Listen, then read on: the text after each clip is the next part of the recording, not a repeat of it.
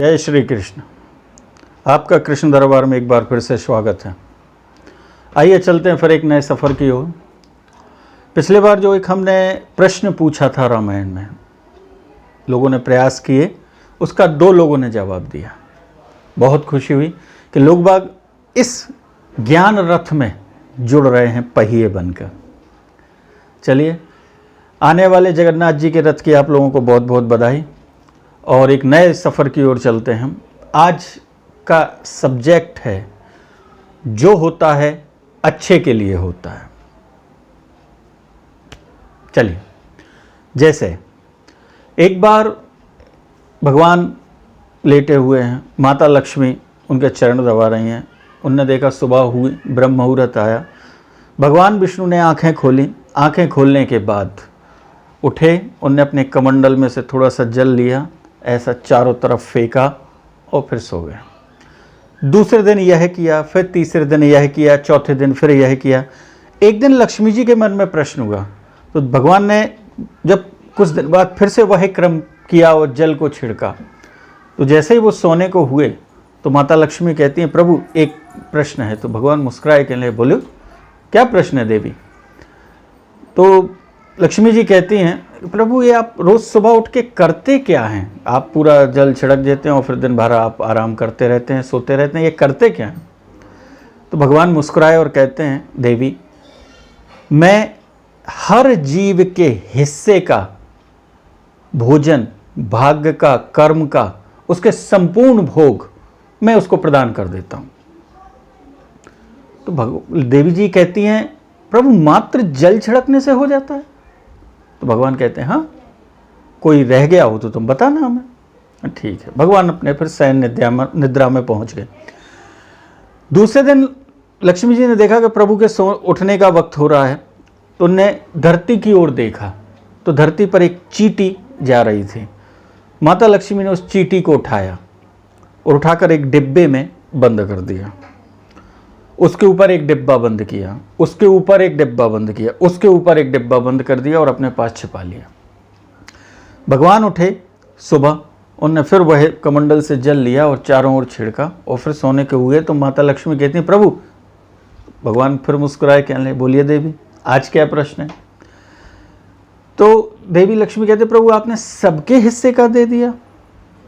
भगवान कहते हैं, हाँ मैंने तो सबके हिस्से का दे दिया, कोई बचा हो तो आप बताओ। कहले सोचिए, आपने सबके हिस्से का दे दिया? तो भगवान कहते, मैंने तो सबके हिस्से का दे दिया। कहले और सोचिए। कहले भाई आप ये पहेली क्यों बुझा रही हैं देवी? कोई बचा हो तो आप बताएं, हम उसे भी प्रदान कर देते हैं। तो लक्ष्मी जी ने कहा रुकिए। उनने पहला डिब्बा खोला, दूसरा डिब्बा खोला, तीसरा डिब्बा खोला और जब चौथा डिब्बा खोला तो उनने देखा कि उसमें चींटी के पास एक चावल का दाना रखा हुआ था। लक्ष्मी जी अचंभित हो गई, प्रभु यह कैसे? तो भगवान कहते हैं, देवी मैंने आपसे कहा था हर जीव को उसके कर्मों के अनुसार सारे भोग मैं प्रदान कर देता हूँ सुबह ब्रह्म मुहूर्त में, और वो मैंने दे दिया। तो माता लक्ष्मी कहने लगे, नहीं प्रभु यह कोई जादू वाली बात नहीं, आप तो हमें प्रैक्टिकल बताइए ये पहुँचा कैसे? तो भगवान मुस्कुराए, कहने लगे, देवी आपने दिया। तो लक्ष्मी जी कहते, मैंने तो नहीं दिया। कहले मैंने आपके द्वारा ही तो पहुंचाया है, आपने दिया। तो लक्ष्मी जी कहती हैं, कैसे? मैंने कब दिया? मुझे तो ध्यान है, मैं डिब्बा बंद कर रही थी, मैंने बिल्कुल नहीं डाला था। तब भगवान कहते हैं, सुबह जब मैं उठता हूँ तो आप उठते ही साथ मेरी आरती करती। देवी जी कहती हैं, हाँ। तो आप ध्यान करिए, जब आरती के पहले आपने मेरे माथे पर तिलक लगाया, हल्दी चावल लगाया, रोरी लगाई, तो जैसे ही आपने चावल लगाया, उस चावल के लिए मैंने एक सिलवट ले दी, उससे वह चावल का दाना जो आप छुपा के रखी थी डिब्बी, उसमें गिर गया था। क्योंकि मैं कर्म में बरतता हूँ, जादू से किसी को नहीं देता, कर्म से ही देता हूँ। ये तो आपके द्वारा पहुँचा थी। इसलिए जो होता है अच्छे के लिए होता है। इसके लिए आपको एक नया संस्मरण सुनाते हैं। एक सज्जन बचपन से मंदिर जाया करते थे, रोज मंदिर जाते थे। धीरे धीरे वह बड़े हो गए, लेकिन उनने मंदिर जाना नहीं छोड़ा। एक दिन वह मंदिर पहुंचे, उनने देखा कि भगवान हाथ से आशीर्वाद देते हुए खड़े हुए। तो वो अनायास ही बोल पड़े, कह ले प्रभु मैं बचपन से आपके यहाँ आ रहा हूँ और आपको देख रहा हूँ, रोज दर्शन करता हूँ, आप ऐसे ही खड़े हो। आपको नहीं लगता कि कहीं घूम आए, कहीं चले जाएं, आप भी बाहर जाके हम लोग जैसे मनोरंजन करते हैं आप मनोरंजन कराएं। आप एक अवस्था में हम बचपन से देख रहे हैं जो कहते हो खड़े हैं, तो आपको महसूस नहीं होता कि हम ये करें? आप एक काम करो, आप कहीं घूम आओ, आपकी जगह यहां पहरेदारी आपकी मैं कर देता हूं। भगवान को अच्छा लगा कि किसी ने तो मेरे बारे में सोचा, और भगवान प्रकट हो गए। जैसे ही भगवान प्रकट हुए वो कांप गया। भगवान कहते डरो नहीं, कोई तो एक है जिसने मेरे बारे में सोचा कि मैं ऐसा खड़ा रहता हूं, क्योंकि सब तो आते हैं अपने मन की कामनाओं को मांगते हैं और चले जाते हैं, कम से कम मेरे बारे में आपने सोचा तो। तब वह कहने लगा प्रभु अब आप आ गए हो तो आप घूम आइए। तो भगवान कहते हैं ठीक है, मैं तेरे मन का कर देता हूं, मैं घूमने जा रहा हूं, मैं शाम को आऊंगा, तू मेरी जगह खड़ा हो जा। अरे कहले प्रभु मैं आपकी जगह नहीं तू खड़ा हो जा, लोग दर्शन करने आएंगे, दिखाई मैं दूंगा, बस तुझे एक काम करना है, मंदिर में जो भी हो, तेरे सामने जो भी हो, तू बोलेगा नहीं, और शाम को मैं आऊंगा तो बताना। कहले ठीक है प्रभु, नहीं बोलूंगा। भगवान वहां से चले गए। अब वह खड़ा हो गया। इतने में उसने देखा कि यह एक सेठ मंदिर में दर्शन करने आया, और जैसे ही दर्शन करने आता है उसने भगवान को प्रणाम किया झुककर। जब वह झुककर प्रणाम करता है तो उसकी जेब से, जो उसका कुर्ते की जेब से, उसका पर्स नीचे गिर गया। और जब पर्स नीचे गिरा उसने प्रणाम किया, कहले बस प्रभु आपकी बहुत कृपा है, आपकी कृपा से बहुत धन धान है, संपूर्ण सुख है, ऐसी कृपा बनाए रखना। उसने प्रणाम किया और वापस चला गया। तो यह जो व्यक्ति खड़ा हुआ था, इसके मुंह से निकलने वाला था अरे अरे सेठ जी तुम्हारा पर्स गिर गया, लेकिन उसे भगवान की बात याद आई, कुछ भी होना तू नहीं बोलेगा, वो चुप रहा। इतने में एक गरीब आदमी आया, मजदूर आदमी आया, और वह आकर भगवान के सामने रोने लगा, हे प्रभु 3 दिन से कहीं कोई मजदूरी नहीं मिली, घर में खाने नहीं हैं, बच्चे भूखे प्यासे बैठे हुए हैं, प्रभु ऐसी कृपा करो कुछ तो हो जाए कि उन बेचारों का पेट भर जाए।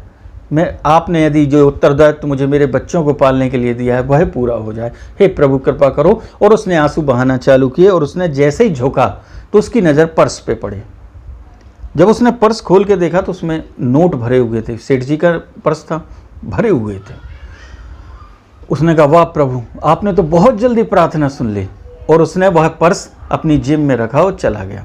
तो यह जो सज्जन खड़े हुए थे यह बोलने को हुए, अरे मजदूर यह पर्स तुम्हारा नहीं है। तो उसे भगवान की बात याद आई, जो भी हो तू देखना, बोलना नहीं। वह चुप खड़ा रहा। इतने में एक नाविक आया, आके कहता है प्रभु मैं आज आपके दर्शन इसलिए करने आया हूँ क्योंकि कुछ दिन आपके दर्शन नहीं हो पाएंगे, क्योंकि मैं समुद्री यात्रा पे जा रहा हूँ, और जाते जाते मैं ये प्रार्थना करने आया हूँ कि मेरे पीछे मेरे घर में मेरे बच्चों का ख्याल रखना, उनकी सारी सहायता और मदद करते रहना, उनके संपूर्ण भोगों की व्यवस्थाएं करते रहना, और मैं समुद्र पे जा रहा हूँ यात्रा में, वहाँ मेरी रक्षा करना। वह इतना प्रार्थना कर ही रहा था। इतने में वह जो सेठ जी सबसे पहले आए थे वो पुलिस को लेके आ गए, और जब पुलिस को लेकर आए और उन्होंने आके बोला यही है, मेरे बाद यही मंदिर में आया है, इसी ने मेरे पर्स को चुराया है। तो पुलिस ने उस नाविक को पकड़ लिया। नाविक कहता है नहीं नहीं मैंने कोई चोरी नहीं की है। इतने में पुलिस कहने लगी अरे चोर हर चोर यही बोलता है, चल तू थाने में अभी बोलेगा कि तूने कैसे चोरी की। उसको जब पकड़ के ले जाने लगे तो वह सज्जन जो मूर्ति बन के खड़े हुए थे उनने कहा यार ये तो गलत हो रहा है, ये मुझे नहीं करना चाहिए, मुझे गलत होने नहीं देखना चाहिए, क्योंकि मैं तो भगवान के स्थान पे खड़ा हूं। तो वो तुरंत बोला रुक जाओ, इसने चोरी नहीं की है, इस सेठ जी का पर्स जो गिर गया था वो फलाने मजदूर के पास है, आप उससे जाके ले लीजिए। और पुलिस ने और सेठ ने उस नाविक को छोड़ दिया, उसने प्रणाम किया, वो चला गया। शाम को भगवान आए और आके कहा हाँ भाई बताओ आज दिन भर क्या क्या हुआ मंदिर में। तो उसने पूरी बात क्रमशः बता दी। तो भगवान नाराज हुए, अबे ये क्या किया तुमने? कह ले क्या बात है? कह ले कितनी बड़ी गलती कर दी तूने? कह ले प्रभु क्या गलती हो गई? आपने कहा था मैं तो वैसे ही रहा। कह ले मैंने कहा था तू बोलना नहीं, बोला क्यों? कह ले प्रभु मैंने तो सत्य बोला, और आप ही कहते हैं कि सत्य हमेशा बोलना चाहिए। कह भगवान कहते हैं ऐसा कैसा सत्य बोला तूने? जिस सेठ जी का पर्स गिरा था उसके पास लाखों करोड़ों रुपए हैं, इतने 2-5 हजार गिरने में उसका कोई फर्क नहीं पड़ता। मैंने ही व्यवस्था की थी कि उसका पर्स गिरे और उस मजदूर के बच्चे 3 दिन से भूखे, उनको खाना मिले। अब तेरे बोलने के कारण वह मजदूर 2-3 दिन के लिए जेल में रहेगा, तो उसको 3 दिन मजदूरी और नहीं मिलेगी। अब उसके बच्चे जब भूखे रहेंगे तो यह जो अपराध का बोध है यह किसकी ओर जाएगा? कभी सोचा तुमने इस अपराध बोध को? कहले प्रभु ये तो नहीं सोचा। अब बता, तूने जिस नाविक को छुड़वाया मैंने व्यवस्था की थी कि जा यह नाविक 2-3 दिन के लिए जेल में चला जाए। तो वह सज्जन कहते हैं प्रभु उसकी तो कोई गलती नहीं थी, फिर उस नाविक को आप जेल क्यों भेजना चाहते थे? तो भगवान मुस्कुराए, कहने लगे देख भाई, मैं उसको इसलिए भेजना चाहता था क्योंकि वह जिस समुद्री यात्रा पे जा रहा है वहां उसकी मृत्यु लिखी हुई है, परंतु वह नित्य मेरे दर्शन करने आता है, इसलिए मैं अकाल मृत्यु को टाल देता हूं, और मैं उसकी मृत्यु टालने के लिए मैंने यह व्यवस्था कर रखी थी। अब तूने उसको छुड़वा दिया, वह समुद्र में यात्रा करने जाएगा, अपने व्यापार करने जाएगा, और वहां समुद्र में तूफान में नाव डूबेगी और वह मर जाएगा। वह मर जाएगा, उसके बच्चे अनाथ हो जाएंगे, और बच्चे अनाथ हो जाएंगे तो यह पाप किसके सर जाएगा? गया ना तेरे सर, उन बच्चों का पाप तेरे सर गया, उस जो भूखे बच्चे मजदूर के बेटे वह सब तेरे सर गया। तो उसने हाथ जोड़े, कह ले प्रभु आपकी लीला अपरंपार है, आपको हम नहीं समझ सकते, दुनिया में कोई नहीं समझ सकता, आप किसके लिए क्या करते हैं ये आप ही जानते हो प्रभु। हम कृतज्ञ हो गए, कृतज्ञ हो गए, और हमने आपके कृत कितने ही आपको प्रणाम करें, आपको समझना बहुत मुश्किल है, इसलिए वेद भी नेति नेति पुकारते हैं प्रभु तेरी लीला अपरंपार है। तो यह एक कथा क्या सिद्ध करती है कि जो होता है भगवान अच्छे के लिए करता है, इसलिए कभी किसी पे उंगली मत उठाओ, भगवान पे उंगली मत उठाओ कि प्रभु यह मेरे साथ क्यों हुआ, क्योंकि उसमें कुछ ना कुछ अच्छा छिपा होगा। जैसे मान लो आपके पास एक छोटा सा बच्चा है और उसको बहुत भयंकर सर्दी है, अब आप उसको बाजार लेके गए, उसकी नज़र पड़ती है आइसक्रीम के ऊपर, और वह बच्चा आपसे कहे कि पापा मुझे यह आइसक्रीम दिला दो, तो क्या आप आइसक्रीम दिला देंगे? और आपको दिलाना चाहिए क्योंकि आपका बच्चा है, छोटा है, मांग कर रहा है, लेकिन आप आइसक्रीम नहीं दिलाएंगे। क्यों? क्योंकि उसको सर्दी है, और सर्दी होने की वजह से यदि वह आइसक्रीम खाएगा तो उसको निमोनिया हो जाएगा और उसको हमें भर्ती करना पड़ेगा। आप उसके पिता हैं, इसलिए आप उस समय उसको मना करेंगे, वो जिद भी करेगा तो भी नहीं दिलाएंगे, और जब वह स्वस्थ हो जाएगा तो आप एक की जगह 2 आइसक्रीम खिलाएंगे। जब जगत के पिता होकर आप अपने बच्चे के लिए इतना कर सकते हैं, उसका भला सोच सकते हैं, इसी प्रकार वह परम पिता जो हम लोगों के लिए करता है वही भी सबका भला छिपा होता है। बस एक छोटा सा उदाहरण और फिर हम अपनी बात समाप्त करते हैं। एक बार शिव जी धरती पर घूमने के लिए आए, तो माता पार्वती कहने लगी प्रभु हम भी घूमने चलेंगे। प्रभु कहते चलो। जब शिव जी पार्वती के साथ आए तो पार्वती जी ने कहा प्रभु भूख लगी है, कहीं यहाँ भोजन की व्यवस्था। तो शिव जी कहते हैं यहाँ पर एक बहुत भक्त है, एक सेठ हैं जो भंडारा करवाते हैं, चलो आज वहाँ भोजन करेंगे। तो उन दोनों ने रूप बदला और पहुँचे, रात्रि का समय हो रहा था। भगवान कहते हैं सेठ जी जो हैं अपने सामान को समेट रहे थे, तो उनने सेठ जी ने कहा आइए आप कैसे आए हुए? तो उन्होंने कहा भूख लगी है आपके, हमने सुना भंडारा होता है, भोजन मिलेगा। तो उन्होंने कहा आप लेट हो गए, आप बहुत देरी से आए हो, क्योंकि अब भंडारे का सब सामान ख़त्म हो चुका है और भंडारा हमारा शाम तक रहता है और ये रात्रि के 9, साढ़े 9, 10 बज रहे हैं, अब नहीं मिल पाएगा, आप कल आइए, हम कल आपको भरपेट खिलाएंगे। भगवान ने, शिव ने कहा ठीक है, और वो दोनों बाहर आए। जैसे ही उसके घर से बाहर होते हैं शिव जी ने ऐसा हाथ किया और कहते हैं जा दिन दूने रात चौगने बढ़। तो पार्वती जी कहती हैं अरे अरे प्रभु क्या कर रहे हो? उसने हमें खाना पानी को भी नहीं पूछा और आप उसे कह रहे दिन दूने रात चौगने बढ़। शिव जी कहते हैं रुक जाओ, कह ले तुम्हें भूख लगी, हम भोजन कराते हैं। तो वह उस नगर के बाहर पहुंचे। जब उस नगर के बाहर पहुंचे तो एक झोपड़ी थी, वहाँ एक व्यक्ति भजन कर रहा था, सीताराम सीताराम सीताराम सीताराम सीताराम सीताराम का जाप कर रहा था। शिव जी ने दरवाज़ा खटखटाया, उसने दरवाज़ा खोले के लिए, आइए आप कौन? उन्होंने कहा भाई भूख लगी है, ये हमारी धर्मपत्नी है, इनको बहुत ज़ोरों से भूख लगी, कुछ भोजन मिलेगा? उन्होंने कहा भोजन का समय तो, क्योंकि अब रात्रि हो गई, सारे भोजन समाप्त हो चुके, ठीक है तो हम जाते। अरे नहीं, क्या कर रहे हैं आप? अतिथि देवो भव।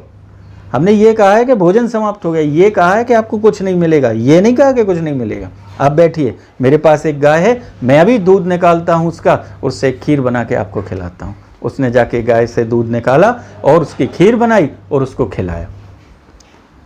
शिव जी और पार्वती जी प्रसन्न हुए और प्रसन्न होने के बाद बाहर आ गए। और जैसे ही बाहर आए तो शिव जी कहते हैं जा, कल सुबह तेरी गाय मर जाएगी। तो पार्वती जी को क्रोध आ गया। पार्वती जी कहती हैं अरे प्रभु आप कर क्या रहे हैं? जिसने पानी और खाने की नहीं पूछी उसके लिए आपने कह दिया कि दिन दूने रात चौगने पड़, और यह जो व्यक्ति है बेचारे ने आधी रात को गाय से दूध निकाल के हमें खीर खिलाई और तू कहते उसकी गाय मर जाए। तो भोलेनाथ हंसने लगे, कह ले देवी इसके रहस्य को आप नहीं समझेंगे, और इसी प्रकार ये सांसारिक लोग इसको नहीं समझ पाते। इसका एक बहुत छोटा सा रहस्य है, और रहस्य ये है कि मैंने उस व्यक्ति, उस सेठ को इसलिए कहा दिन दूने रात चौगने पड़, क्योंकि वह जो अपनी कमाई में से धर्म के लिए जो कुछ समय निकाल रहा है भंडारे रूप में, उसको इतना मिले कि वो इतना व्यस्त हो जाए कि यह काम करना बंद कर दे। क्यों? क्योंकि उसके अंदर यह भावना नहीं है, केवल वह लोगों को दिखाने के लिए भंडारा करवा रहा। उसके अंदर यह भावना आ जाती तो वह आपको और हमें भूखा नहीं भगाता। जब वो इसके अंदर भावना नहीं है, वो केवल दिखाने के लिए करता है, इसलिए मैं उसको इतना धन देना चाहता हूँ वो दिन दूना रात चौगना बढ़े, जिससे ये धर्म करना छोड़ दे। कहले प्रभु चलो मुझे ये चीज़ समझ में आई, लेकिन इस बेचारे गरीब ने क्या बिगाड़ा, उसकी आपको गाय मारने की कह दी? तो शिव जी कहते हैं देखो इसमें एक छोटी सी बात है, यह व्यक्ति दिन रात राम का भजन करता है, लेकिन भजन करते करते उसके मन में एक बात रहती है कि मेरे पास एक गाय है, यदि कोई अतिथि आधी रात को आएगा तो मैं उसके दूध से उसको खीर बना के खिलाऊंगा। तो उसको प्रभु तक पहुंचने के मार्ग में यह गाय फंस रही है।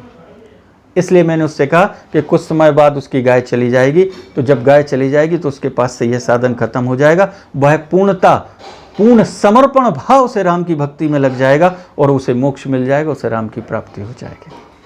तो अब आप समझे, जो होता है अच्छे के लिए होता है। तो अब हम ये सफ़र को यहीं समाप्त करते हैं। पिछले हफ्ते का जो प्रश्न था कि उसमें सुंदरकांड को सुंदरकांड क्यों लिखा तुलसीदास जी ने, तो हमने आपसे कहा दो लोगों ने उसके जवाब दिए और अच्छे जवाब दिए। लंका में 3 पर्वत थे, सुमेरु पर्वत, नील पर्वत और सुंदर पर्वत। सुमेरु पर्वत, जहां हमने इसके पहले प्रश्न किया था कि भगवान राम ने उस पर्वत पर खड़े होकर ही लंका को देखा था, यह वही पर्वत था। दूसरा पर्वत नील पर्वत, जहां पर ये राक्षस रहते थे और रामायण का युद्ध हुआ था। तीसरा सुंदर पर्वत, जहां पर अशोक वाटिका थी। अशोक वाटिका में से ही ये सारी कथाएं चालू हुई, सारी घटनाएं चालू हुई। इसलिए तुलसीदास जी ने उस सुंदर पर्वत की घटना को ही कांड कहते हैं, घटना को कांड कहते हैं। इसलिए तुलसीदास जी ने लिखा सुंदर कांड। आशा है आपको आपके प्रश्न का जवाब मिला होगा। हमारा अगला प्रश्न है बहुत छोटा सा और बहुत ही सरल। फिर रामायण में से एक छोटा सा प्रश्न आपसे पूछ रहे हैं, आप इसका जवाब दीजिए।